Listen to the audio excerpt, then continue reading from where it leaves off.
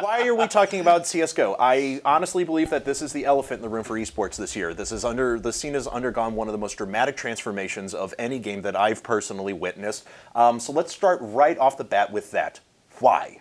Why has CSGO become so freaking popular, especially after it had such a tepid release? Skins. Yeah, I think. Is it that simple? All right, guys, is it that simple?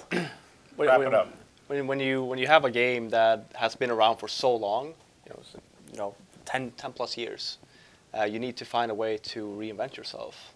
And when you give the people something, yeah, you have to buy the game, but you also have to buy something you can customize, and you can do so much more with it. And on top of that, I'm going to give credit to the devs as well, because they have been really helpful in just really trying to make the game better. Well, okay, so you've started on the first 2 points that I wanted to bring up, because that's exactly what I've seen as someone who's a little bit of an outsider to this scene.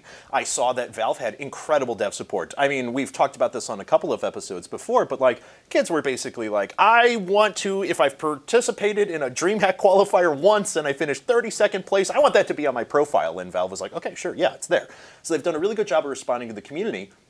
But the big part of this game is the skins and the betting and the things that are involved in this scene that aren't just purely the gameplay. And what do you think has actually had a stronger effect on the scene? Well, I think he makes a very valid point with the skins and the microtransactions and the cosmetics, but I think you do have to pull it back a little bit. The game itself came out in 1999, the first version, so very, very old game.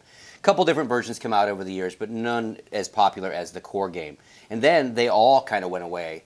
2010, 2011, Source has some tournaments, 1.6 has some tournaments, but really it is going the way of Quake in the esports world, right? So, but meanwhile, all these other new games are growing a brand new fan base. StarCraft 2 comes out, Twitch, Justin TV, the streaming world blows up.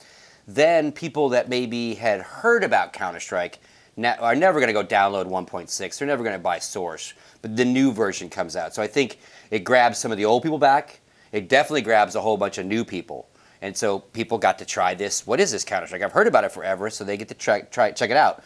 Again, when it first came out, those of us that had played it a lot, whether you were Source or 1.6, we were like, oh, no, this is not what either of us want, basically. But to Valve's credit, they listened to a lot of feedback. They cranked out a lot of game changes, and within that, they added the skin system and the marketplace and all that. I think that took it from a popular game to because it was going to be a popular esport again. There's no doubt about it with streaming and everything.